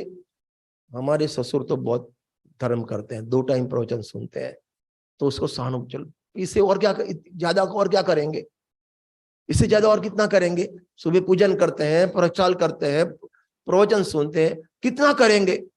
क्या मिल गई उसको? सहानुभूति। और सहानुभूति में संतुष्ट हो जाता है। એટલા માટે લખ્યું ગુરુદેવશ્રી, અટકવાના રસ્તા ઘણા છે, कहीं ना कहीं रुक जाता है। और वचनामृत के आधार से, बोलो ना बहन श्री बहन के वचनामृत के आधार से, कार्यनी गणतरी करे मुमुक्षु नहीं। क्या बोला? अभी इसको हिंदी कर दूं, कार्यों की गिनती करता है वो मुमुक्षु नहीं। गिनती करता है, मैं सुबह प्रक्षाल करता हूं, पूजन करता हूं, प्रवचन करता हूं, सीडी कैसेट सुनता हूं, व्रत करता हूं, तप करता हूं, एकासन करता हूं, उपवास करता हूं, गिनती करता है। इसमें क्या तूने किया? माने अरे चढ़ाने की भाषा किया ऐसा बोले तो भी, लेकिन तूने कोई पहाड़ ऊंचा कर लिया, ये तेरा कर्तव्य है। ज्ञानचंद जी, मैं आपको बोलूं, आपकी धर्मपत्नी सुबह बोले कि देखो मैंने कल सुबह उठे, फिर साफ सफाई की, पानी छाना, आपके लिए चाय बनाई, नाश्ता बनाया, फिर दोपहर में रसोई बनाई, फिर शाम को ये किया, फलाना किया, ढिकना किया, आपने सुन लिया। दूसरे दिन आपको बोला सेम टॉपिक, तीसरे दिन बोला सेम टॉपिक, चौथे दिन सेम टॉपिक बोला, आप क्या बोलोगे? बोलो। हाँ, नहीं रियल में क्या बोलोगे? नहीं है कोई भाभी जी? नहीं, आप बोल दो। रियल में क्या बोलोगे? मन से क्या बोलोगे? हाँ चलो, आए भाभी, थोड़े लाइन पे आए, सुनते सुनते पका दिया। और क्या बोलोगे? बोलो अरविंद भैया, अरविंद नाम ना। हाँ, क्या बोलोगे? शांत हो जाओ भाई, बार बार काय को। और क्या बोलोगे? बोलो भैया, तुम क्या बोलोगे? प्लास्टिक वाले भैया, हमारे गुजराती क्या बोलेंगे मालूम है? बोल बोल ज्यादा क्यों करती है? तेरे को लायक आय के लिए, लायक आय के, तेरा कर्तव्य है, ये तेरा काम है। गिनाने जैसी चीज है। ऐसे मैं पूजन करता हूं, व्रत करता हूं, तप करता हूं, सीढ़ी कैसे सुनता हूं, ये गिनाने जैसी चीज है? ये तेरा कर्तव्य है। इसमें अटक जाता है।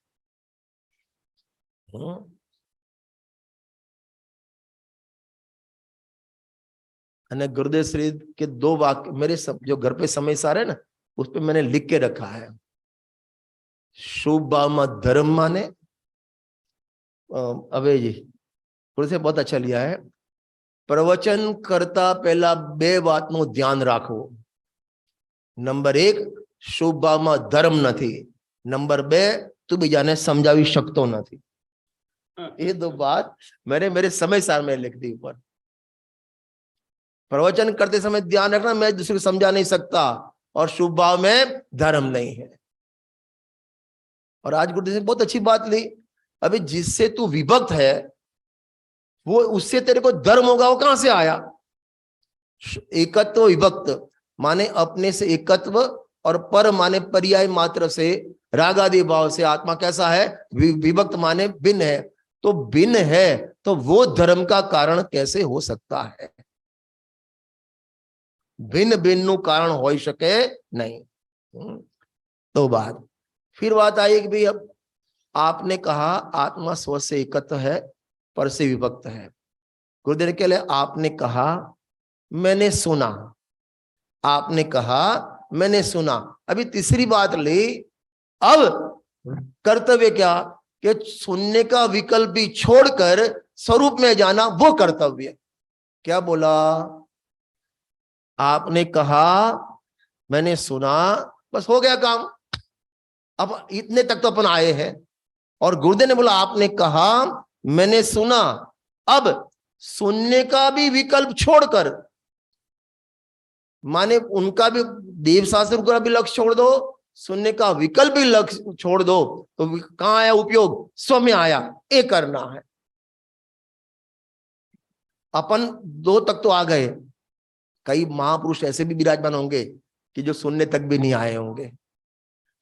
हाँ, और सुनना देखो, एक क्लियर बोलता हूं, आधा घंटा किसी का प्रवचन सुन लिया या कोई भी पेज निकाल के पढ़ लिया, वो सुनना पढ़ना कहलाता नहीं. टॉप टू बॉटम पूरा स्वाध्याय होना चाहिए, सांगोपांग. तो आपने कहा हमने सुना, फिर जयराम जी की, फिर क्या करना? कल मिलेंगे पंडित जी आफ्टर द ब्रेक. फिर क्या करना? कि सुनने का विकल्प भी छोड़कर स्वरूप में आना. ये आज लिया गुरुदेव से ने. देखो अभी थोड़ा इसमें से भी पढ़ते हैं गुरुदेव से का अंतिम जो लिया गुरुदेव से ने, कि अब हम 6वीं गाथा की बात करते हैं. ऐसे गुरुदेव से 2-3 मिनट अंदर में लिया. क्या बात कही? देखो, अब शिष्य का प्रश्न उठता है कि ऐसा शुद्धात्मा कौन है? ये तो आपको याद रहना चाहिए. ऐसा शुद्धात्मा कौन है? कोसो शुद्ध आत्मिति चेत. ऐसा माने कैसा? ऐसा शुद्धात्मा कौन है? ऐसा माने कैसा? जो माने इसको अपन कनेक्शन करें ना, तो 4थी और 5वीं गाथा से कनेक्शन करे. जिस माने श्रुत परिचित अनुभूत सबको काम भोग बंधन की कथा, पर से जुदा एकत्व की उपलब्धि केवल सुलभ ना. जो बात एकत्व आत्मा की बात आज तक जो सुनी नहीं, परिचय किया नहीं, अनुभव किया नहीं, ऐसे आत्मा की बात. कोसम माने ऐसे आत्मा की बात जो तूने आज तक कभी सुनी नहीं, परिचय में ली नहीं. जो स्व से एकत्व और पर से विभक्त, ऐसा शुद्ध आत्मा जिसका स्वरूप जानना चाहिए. अब देखना गजब की बात यह है, शिष्य का यह प्रश्न अंतर से आया है. कहां से आया है? अंतर से. खाली अभी देखना, ऐसा श्रोता को उत्तर देने में आया, खाली सुनने के लिए आया हो.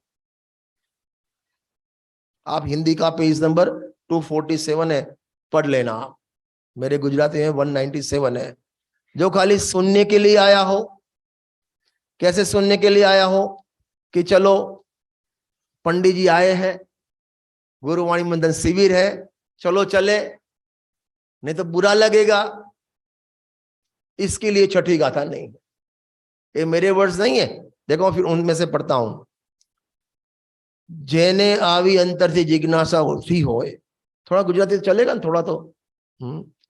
ऐसे श्रोता को उत्तर देने में आता है. सांभळवा साधारण आव्या, माने आ गए, आपने सांभळવું જોઈએ, उनके लिए ये बात नहीं है। अंदर से प्रश्न, हे भगवान, मैंने आज तक ये बात सुनी नहीं, ये बात मेरे को सुननी।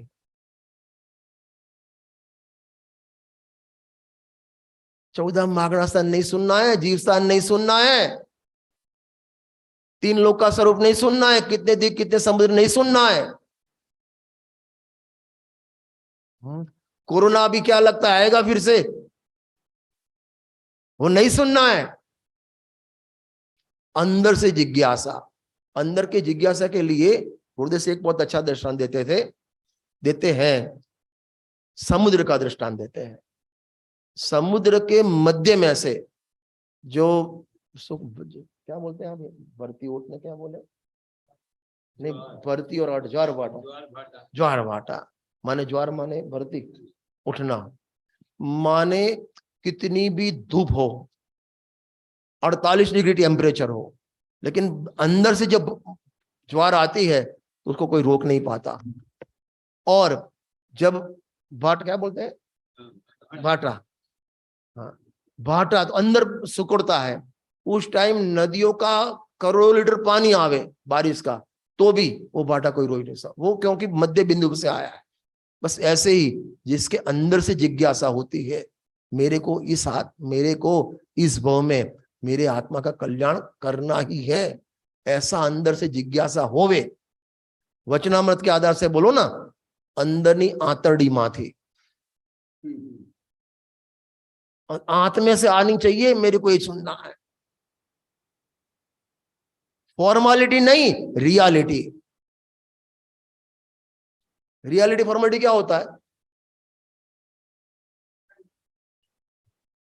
तो हमारे अब्बा जी तो आपने माने ट्रांसलेशन किया, क्यों लेट आए, देर हो गई, वो तो आपने ट्रांसलेशन किया। हाँ, रियलिटी फॉर्मेलिटी क्या, देखो कड़ाके की धूप हो, आपकी धूप सुबह से कुछ लिया नहीं हो और होठ माने सूखे जा रहे हो, और आप किसी घर जाओ और आप एक गिलास पानी देवे, तो आप पिएंगे कि नहीं पिएंगे, पिएंगे। एक बात। अभी दूसरा सिचुएशन ऐसा है कि जैसे आपने समधी के यहाँ भोजन किया हो और वो भी टाइट, हाँ टाइट माने आपके यहाँ वो चक्की होती है ना, बेसन माने आटा पीसने की चक्की, नीचे एक डब्बा रखते हैं, आपके ऐसे ही करते हैं ना, फिर डब्बा ऐसे हिलाते हैं, काय के लिए हिलाते हैं, हाँ जगह हो जाए, बस ऐसे डब्बा हिला के उसने भोजन किया हो, एक बूंद की जगह नहीं हो, और समधी के बड़े भाई बाजू में रहते हो, भैया हमारे यहाँ तो आना पड़ेगा, और वहां भी पानी देते हैं आपको, वहां भी आप पानी पीते तो हो, एक घूंट पिएंगे लेकिन पीते हो। बोलो फॉर्मालिटी कहाँ है, रियलिटी कहाँ है? अरे बोलो, वहां पिएंगे कैसे पिएंगे, फॉर्मालिटी, और वहां प्यास लगी और 2 गिलास घट घट पिएंगे, वो रियलिटी। अपन को ऐसी रियलिटी लगी कभी, आप सोचना, ये अंदर की जिज्ञासा, अंदर से मारे मारा आत्मा नु हित करवू छे। और इसके लिए वचनामृत में एक बहुत अच्छा बोल है, आ तो खरेखर संसार थी थाकेला माटेनी बात छे। वास्तव में संसार की थकान लगी हो, भव का दुख लगा हो, परिभ्रमण की दुख लगा हो, उसके लिए बात है। अभी दुख ही नहीं लगा है, अभी पंडित जी ने लिया ना, आपको दुख लगे तो उपाय, नाश का उपाय कैसे करोगे आप? किसके लिए समय सार, किसके लिए छठवीं गाथा, किसके लिए बोलो, हाँ ये छठवीं गाथा किसके लिए, अरे बोलो ना, मेरे लिए, बस बोल दिया मेरे लिए, है इतनी जिज्ञासा, हाँ बोल देना अलग बात है, अंदर से इतने तालावेली लगे। मैं तो कई बार इसका रूपए कैसे बनाता हूं कि जैसे आप पोनूर हिल पर गए, बराबर, और वहां कौन कौन आचार्य देव बैठे थे, बाजू में अमृतचंद स्वामी बैठे थे, पूज्य गुरुदेव से भी बैठे थे, और आप गए और मुनिराज को नमस्ते किया, और प्रश्न पूछने बोले तो वहां एक बंदा बैठा था, भैया आपको एक ही प्रश्न पूछना है, एक ही शॉर्ट में प्रश्न पूछना है, दूसरा नहीं। ज्ञानचंद जी क्या पूछोगे बोलो आप? अरे क्या पूछोगे? हाँ बोलो बालजी जी क्या पूछोगे? हाँ है ए पूछे कोसो सुदात्मेति चेत, हे भगवान, हे महाराज, हे आचार्य देव, ऐसा शुद्धात्मा कौन है, कौन है जिसका स्वरूप मुझे जानना चाहिए। ऐसी लगन लगे, इसके लिए छठवीं गाथा है।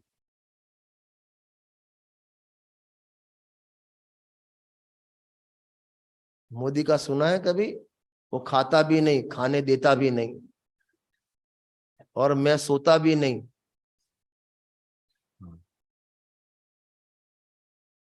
हमारे यहाँ तो है मोदी के हाँ? इंडिया के हैं। नहीं, हमारे यहाँ, हमारे हिम्मत में रिवाज है, माने मंदिर में प्रथा है, बोर्ड लगा है 100 रुपया फाइन, किसी का मोबाइल बज गया 100 रुपया फाइन लेते हैं एक बार। और मेरे प्रवचन में कोई 100 के बतावे 100 रुपया इनाम देता हूं मैं, रियल में। मेरे प्रवचन में कोई 100 के बतावे, मैं रखता हूँ, गड्डी रखता हूँ, 100 रुपया इनाम देता हूँ। हाँ यहां भी दूंगा, दूंगा। लेकिन अभी आप पूरा सुना नहीं आपने, हमारे गुजरात में बेटी का यहां से कुछ लेते नहीं अपन, जो लेते हैं तो डबल करके देना पड़ता है। 100 दूंगा लेकिन 200 वापस लूंगा। देखो भैया, मुश्किल से आधा पौन घंटा मिलता है, उसमें भी प्रमाद आवे तो फिर ऐसी लगनी कोसों से वाली कहाँ की लगनी तुम्हारी? पति माने कोई रिलेशन वाले अंतिम समय हो, डॉक्टर ने फिर 1-2 घंटे एकदम सीरियस है, आप ध्यान रखना, ये बूंद एक एक बंद हो गई, केस फाइल। नींद आएगी? अरे आएगी नींद? नहीं आएगी। 3 रात आप जगे हुए फिर भी नींद नहीं आएगी। सामने 84 लाख यूनि की देखे ना मौत, तो ये नींद नहीं आए प्रवचन में। देखो, ऐसी जिसको जिज्ञासा हुई है, ऐसे श्रोता को ये प्रश्न हुआ और उसको उत्तर देते हैं। सांभळवा साधारण आव्या એટલે આપણે સાંભળવું જોઈએ, उसके लिए ये उत्तर नहीं है। आगे छेद्रव्य का स्वरूप जानना चाहिए, ऐसा प्रश्न नहीं उठा। ये मेरे शब्द नहीं, गुरुदेव के शब्द है। गुणस्थान किसे कहते हैं वो प्रश्न नहीं है, मागणा से किसी का प्रश्न नहीं है। समझ लो आपका अंतिम समय हो और मुनिराज आपको मिल जाए, आप क्या पूछोगे, इस टाइप का प्रश्न है। टाइम वेस्ट नहीं करे प्रश्न पूछने में भी। एक केबीसी वाला आता है ना, वो आता है आपके यहाँ केबीसी सीरियल, कौन बना करोड़पति आता है? हाँ, और वहां से जैसे हमारे अरविंद भाई गए, उनका नंबर लग गया हॉट सीट पर। ये भी कैसा मोह है, बोलता है हॉट सीट, हॉट। बहन जी 100 रुपया लग गए, 100 रुपया दे देना। हाँ देखो, मेरे को देखो 100 रुपए की कीमत ज्ञानचंद जी को दिखी, ये साइलेंट करने लगे। ये इतनी कीमत परिणामों की लगे ना, इन परिणामों का फल क्या होगा तो ब्रेक आ जावे। जितनी कीमत 100 रुपए की लगी ना ज्ञानचंद जी, इतनी कीमत अपन को अपने समय से कैसे परिणाम हो रहे हैं, इतनी लगे तो परिणाम में ब्रेक आ जाए, पाप पर ब्रेक आ जावे, कीमत ही नहीं लगती अपन को। तो केबीसी में वो सीट कौन सी? Hot seat. हॉट माने गरम, गरम सीट पे बैठाता है और बच्चन पूछता है आपको कैसा लगता है? और वो बंदा बोलता है मेरा जीवन सफल हो गया। कि जब ये हॉट सीट पे बैठता है जीवन सफल हो गया, उससे बड़ा मौका उदय क्या होगा? हाँ, तो वहां हॉट सीट पे अरविंद जी बैठ गए और प्रश्न पूछा, आया नहीं, फोन फ्रेंड किया, ज्ञानचंद जी को फोन किया और भाई ज्ञानचंद जी, क्या आपके छोटे भैया इधर है और उनको एक प्रश्न में रुके हैं, ये जवाब दे दें तो 5 लाख मिलेंगे। आपका समय शुरू होता है अब, बराबर। और आपने अरविंद जी ने पूछा भैया कि भाई प्रश्न बाद में, पहले आपने बच्चन के साथ फोटो खींचा कि नहीं खींचाया, हाथ ऐसे करके खींचाना, ऐसे लगने लगने कि वो खाली कॉम्प्यूटर कॉपी की है, ऐसा किया कि नहीं किया कि नहीं। इतने में 28 सेकंड हो गई और 28 सेकंड के बाद बोला बोल बेटा कौन सा प्रश्न था, और प्रश्न बोलने में गए इतने में भोंपू बज गई। बोलो क्या होगा? हाँ, ऐसे अपनी मनुष्य पर जाएगी। इसलिए वहां उन्होंने लिखा, अपने क्या नाम, राजमल जी पवेजा ने, जिया कब तक उलझेगा संसार विकल्पों में, कितने दिन बीत चुके संकल्प विकल्पों में। अपना ऐसा नहीं होना चाहिए, और ऐसी तैयारी हो उसके लिए 6वीं गाथा है, उसकी चर्चा अपन बाद में करेंगे।